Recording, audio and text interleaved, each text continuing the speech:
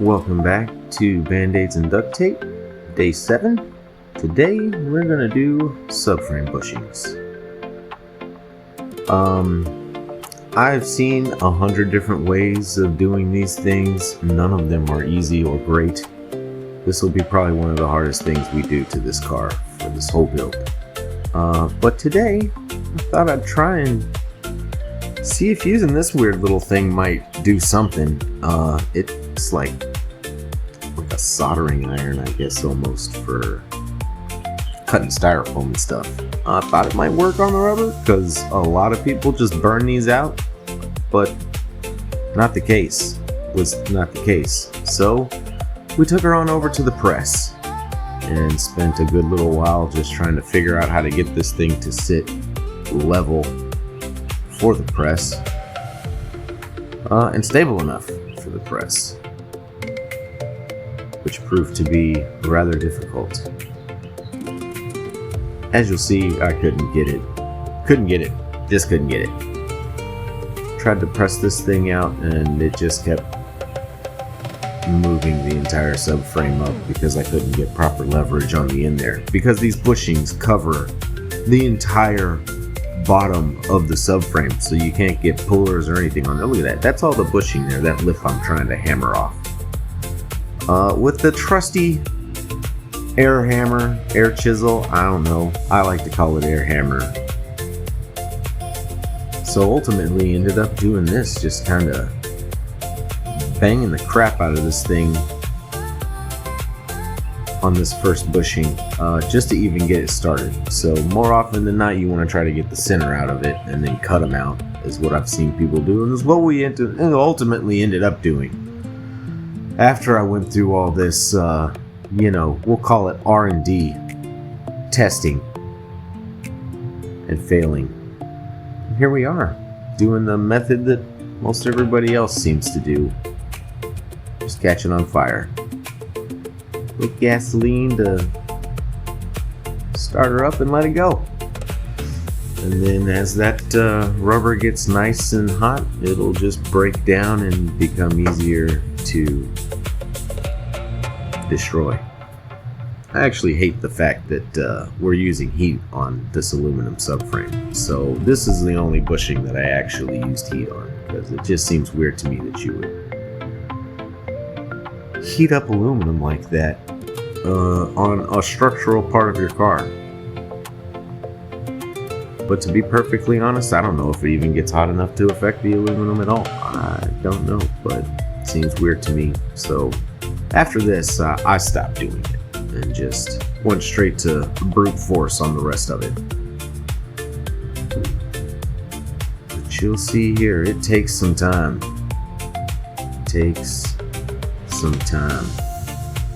To burn those suckers out of there. And then just back to my best friend, the old trusty air hammer.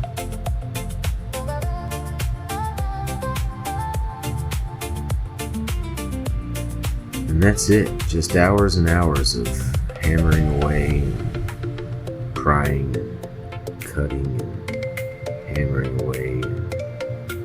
Bushings are so terrible, if I didn't already say it. They are just not fun to do. But these are necessary to stop the wheel hop in this car. It takes all the movement out of the subframe and everything and lets the wheels stick to the ground a little better when you're doing burnouts and sliding around and stuff. This car has always had a bouncy back end whenever it takes off, which could be 100 different reasons, considering that everything in this car is wore out. But we're going to eliminate every reason while we're doing it, so that it's just perfect.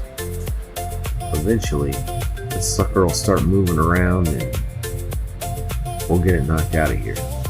And there we go. Center is removed. Now for the fun part, cutting it out. Didn't realize until now that I did not have a sawzall. I blew it up on my last whatever I was doing. So I busted out the trusty old little air saw, which was not so trusty this time, and he did not work out. It barely even cut through the rubber. I don't know if it was because of the blade that's on it or what the deal was there, but it was not great. So you'll see a lot of trial and error on this this subframe. Usually subframes aren't so terrible because you can get like pullers and stuff on them, but with the way the lips are on these bushings, like I could not figure out how to get any puller on there. Or as you see, at least for these two bushings, I couldn't get a good grip on even getting the press to push them out. So we just do it the barbaric way. But eventually here I'm going to give up on this thing and actually run out to Harbor Freight and grab a new Sawzall so that we can actually do this. It took me probably 2.5 hours to get this first bushing out. It was really awful. But the first one's always the worst one. You just got to figure out the process. Oh, there it is, the Hercules.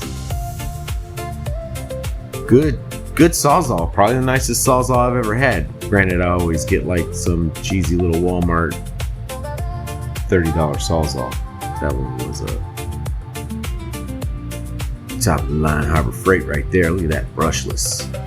I love a brushless motor. So now we're just kind of cutting the sleeve for this bushing as easily and nicely as you can, because you obviously don't want to cut into the subframe, and these bushings, like the sleeves are not like the thickest metal in the world. So I just go back and forth between the air hammer and the Sawzall, and you can see slowly but surely, there she goes. She's gone.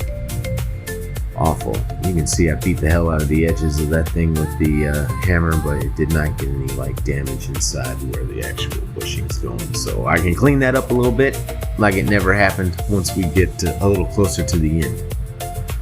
But I will spare you the length of the rest of the bushings, but it honestly probably took about a half an hour of bushing after that, of just doing this same old routine now that we got it figured out. Saw it with that thing, which was easy peasy.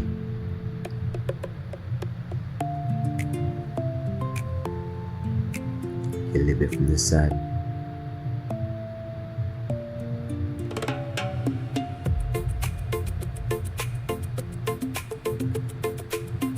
And then bust out the trusty air hammer. Obviously you can do this if you don't have an air compressor and a air hammer, but yeah, it's gonna suck. It's gonna be a hammer and a chisel for you, and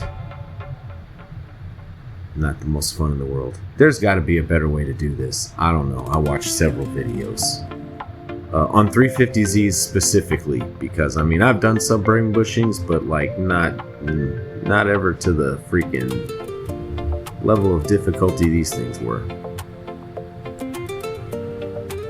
But the trusty old air hammer always does the trick. And we get the next one out. You can see got a little bit of surface there if you're not careful enough. But that is actually not nearly as deep as it looks, and sanded it out on the other towards the end there, so you can't even tell it's there. And it didn't take off enough meat to affect the tightness of any of the subframe bushings, which you'll see soon enough when those things go in. There's actually enough of a ledge on the backside of these subframe bushings to where I was able to get the press under there and get them pressed out. Made the mistake of using wood though on the first time, so swap that out real quick for some more metal, just so there's no give in that when you're trying to press those out. But they will come out lickety split when you can actually use your press to press them out. See, that's how it should be. Nice and easy. Nice and easy. Just readjust everything so we can get the other one out.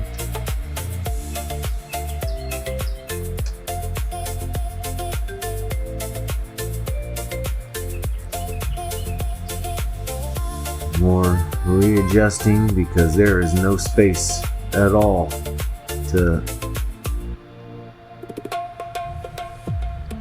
have any leeway with anything.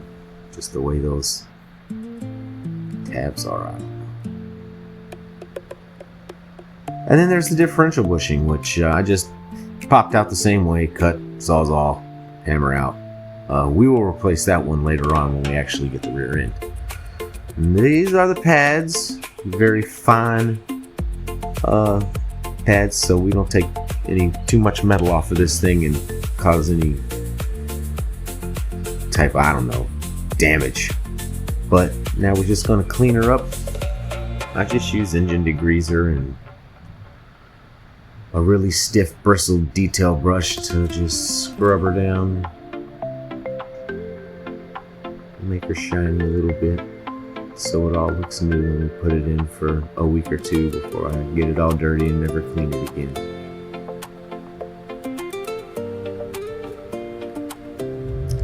And there you have it. So now we're gonna put the solid bushings in. I got SPL solid bushings. They come with shims, all the things. Oh. There they are right there. We're gonna try to put the first one in here. I was heating the subframe up with the torch because I watched several videos where if you freeze your bushing and then you heat up the subframe, they just fall right in. These guys literally just drop those things right in. Not the case. Not the case at all for me. You see here, I tried to beat the hell out of it. That didn't work, so off to the old trusty press. Which, these were actually quite difficult to get put into this subframe. I don't know if it's because like they don't have any space in the center, and I could definitely not get like a sheer straight press on this thing, but I ended up having to like press it down a little bit, readjust, press it down a little bit, readjust, and at one point it like launched the freaking, I think it's actually coming up pretty soon, but we launched a bushing, or launched the freaking little spacer I was using there to press this all in. But honestly, it wasn't too terrible after getting them out, but you'll see. Constantly adjusting with the press just to make sure she goes in straight and nice and pretty, and there it is, straight and nice and pretty. On to the next one. See how they start going crooked, and then you just readjust and keep her going. Keep her going.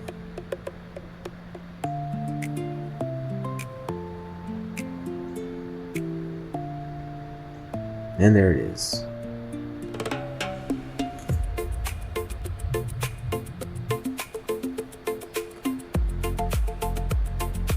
On to the next.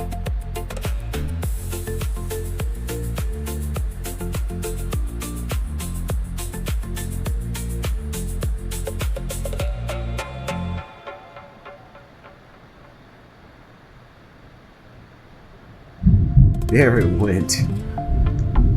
Launch that sucker. But we persevered. There's 3 out of 4. Oh no, that was all of them. Okay. There you are. Subframe bushings in. Next I don't know what we're doing next. We got a whole freaking car to work on. So we'll figure it out and see you on the next video. Have a wonderful day.